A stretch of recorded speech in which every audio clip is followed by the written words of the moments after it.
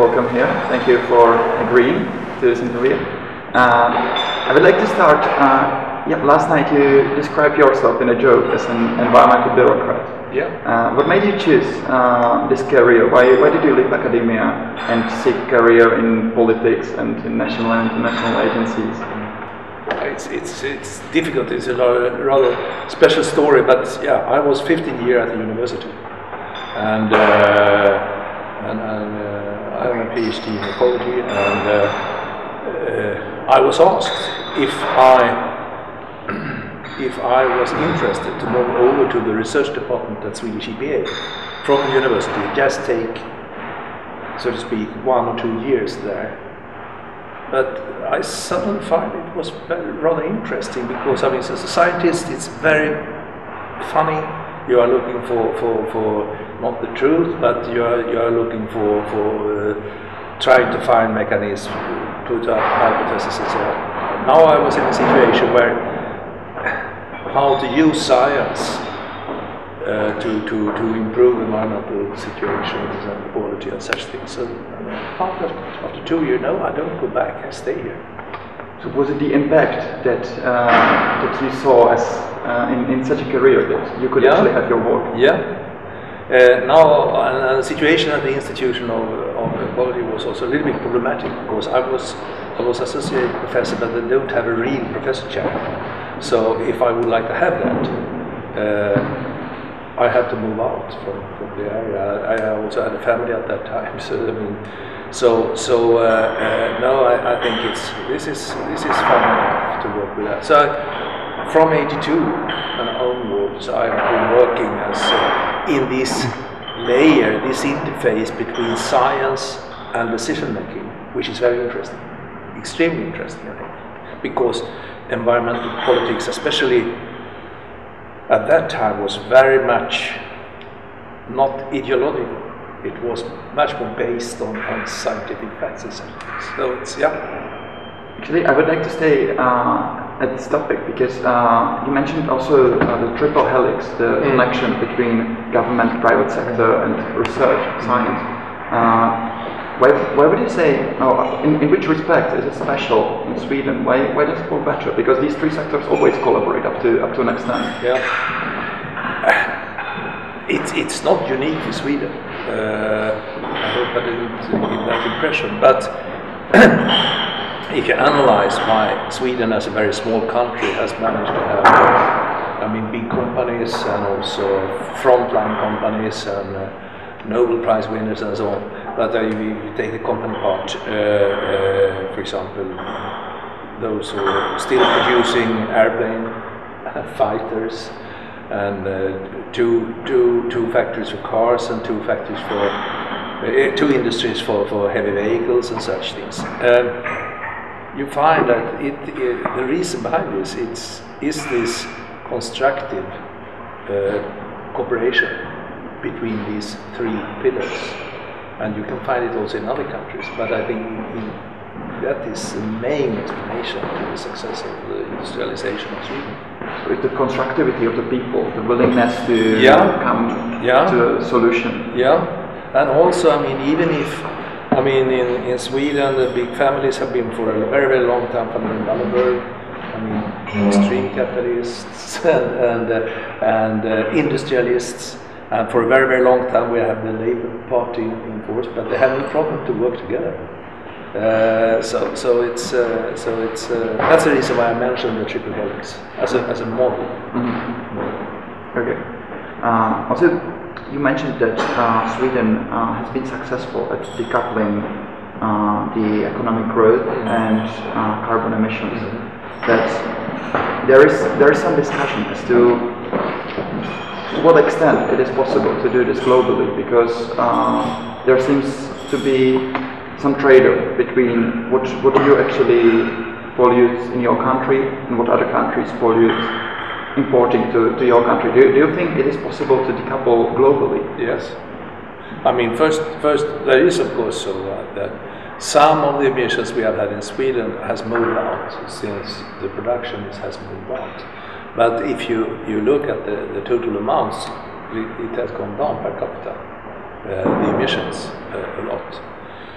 But you have to add, because you have very low emissions now, but you have to add, of course, what is produced. But on the other hand, it's of course in the hands of, for example, the Chinese government to have a climate policy. It's nothing we can say that you need to have that. I mean, not a country with 9 million people. I'm not saying that a country with 1.4 billion people. So it's very much an issue that, of course, we have been pushing for climate policies over the whole world. But absolutely, it's possible to decouple the emissions from environmental pressure, and also decouple in other areas. This is not only relevant for emissions of greenhouse gases. It's of course an issue for all type of potential environmental pressure. So, do you believe that this can go on for the next, say, 50 or 100 years? That we can still have economic growth without such a massive pollution as we have been? Absolutely. But of course it's a challenge, but you have to find, you have to go, if you analyze it, you have to go towards, the most sustainable energy source is sunshine. And it has to be developed more before it can be used. But already now it could be used in a much more high degree than we are doing globally. So it's, and the big difference between sunshine and wind power, for example, is that you always have sunshine. If you don't, even if it's cloudy, you have sunshine. You have energy coming in. So it's you have already now started to find sustainable solutions on the major problems, and then you can have this decoupling. Yes. But many people would argue that we have reached, at least here in Europe, we have reached a certain level of production, a certain level of richness that is sufficient, that we do not need GDP growth anymore, that we are rich enough, that we would rather... Well, I had that discussion in Sweden for the last 30 years, I think. But what type of society do we need that someone say, no, stop now, no further economic growth? What I think is much more important is to see these developing countries having economic growth. And already now you can see it in Southeast Asia, you can see it in South America and so on, which is of course necessary for their, as long as we use economy for the society to go around. Of course you can have alternatives, but then it's a totally different society. And as long as people would like to have an economic growth, it's very difficult to see which political system is necessary who said, no, you are not allowed, we are not allowed to have this. Actually, this is interesting because you also have experience with a expert body advising Chinese government. Yeah. I would like to ask you, is it very different to advise Chinese politicians after advising Swedish ones? Absolutely. They are representing a totally different political system. We have had a discussion just right now, as we have sometimes in Sweden, is it a dictator or is it not? But you can anyway say it's the setup of the government in China is not based on elections. It's based on something else.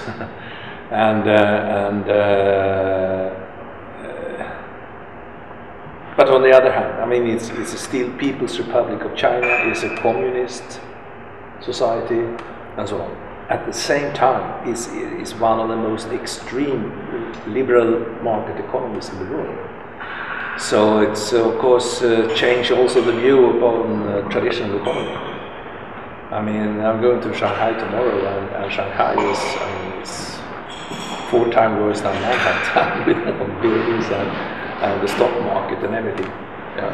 But the people, the politicians, is there the same willingness to come to a solution as you described in Swedish society? Isn't it similar? No, not exactly the same, but the Chinese, my picture is that, my experience is that the Chinese is very pragmatic. And of course, also the leaders see that we cannot, for example, have this type of environmental deterioration impact because it will go back. And they don't want to go back. They want to take a step forward. So I think we will see that they will rather fast. I mean, they have already tried to slow down the economic growth in China for this reason. But of course, since this is such a big country, there are so many. Of course, what they are doing nationally has an impact globally. So yeah, it's a challenge. But of course, it's not the same response when you talk to Chinese politicians as when you talk to Swedes, for example. No. So the global impact you mentioned now is what interests me very much, because there's quite a widespread belief that the Chinese exploit global countries by, offering very questionable investments in, say, dysfunctional infrastructure in exchange for their natural resources, for instance. How far from reality is that in your experience? I mean that. It's a little bit double-sided, because on one hand they have done a lot in African countries, but they don't have, which has been good for the countries, but they are not had the same problem as, for example, we have in Sweden, so to give support to Robert Mugabe. No, the Chinese, yes.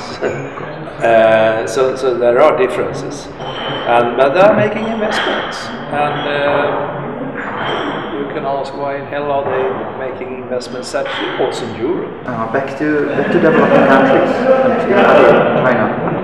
Many people from these countries would argue, and even from Czech Republic, even from Central and Eastern Europe, would argue that environment protection is a luxury good that can be afforded by people in Sweden, people in the US perhaps, people in Switzerland, but not so much in these developing countries. What would you answer to these people? They are wrong. I mean, a good environment is necessary for further growth, for the well-being, for increase the quality of life. If you have to do both. I mean, of course, you cannot only do that, but it goes hand by hand. I mean, Sweden was one of the poorest countries in Europe around 1950. We started with environment at the end of the 80s.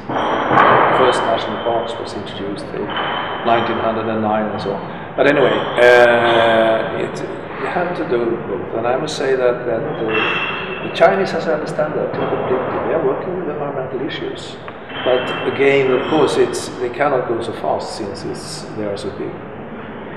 But one could argue that, at least in Europe, and I think China followed very much the same pattern, we first grew massively and destroyed our environment massively. And now we are trying to account for the environment again, as the Chinese are doing now. Isn't this the best way? Is there any shorter way directly towards? Yeah, it's of course don't repeat the mistakes that have been done, for example, by some countries like Germany, who started rather early and of course had missions or sulfur and such things, but clean up. So of course, you have to hope that the emerging economies that they are repeating mistakes that have already been done. This year, at the end of this year, there's a summit in Paris, but coming to some measures worldwide on climate change. Are you optimistic about the results that it might bring? I was very pessimistic last time, and I must say that always at that time I was heavily involved personally in this process, and everyone was banning me because I was so pessimistic. But I'm sorry to say I was right. This time I think that we will have an agreement. but it will be totally different type of agreement than it was planned for Copenhagen, and that is clever. I mean, sooner or later, also ambassadors must draw some experience of the failures and understand that was the roadmap. That was several areas that was wrong. Now I think they are negotiating for much more flexible agreements. But you need a global agreement. It's a global issue, and you need that as a point of departure for establishing, for example, a global trading scheme for emissions, or maybe a legal trading scheme, which is already going on. So I think you need an agreement as a basis to reduce the emissions. Yes. The proposed Sustainable Development Goals that will be agreed in New York in September. Are they sufficient? Do they sufficiently cover the agenda of sustainable development? And will it be something to stick to in the next 15 years? Yes, it's not a total coverage of sustainable development, and I think that maybe countries and UN system has learned that if you are too detailed, you get nothing. And in fact, small steps is better than big fiascos. So I think that is the way to go. Yes.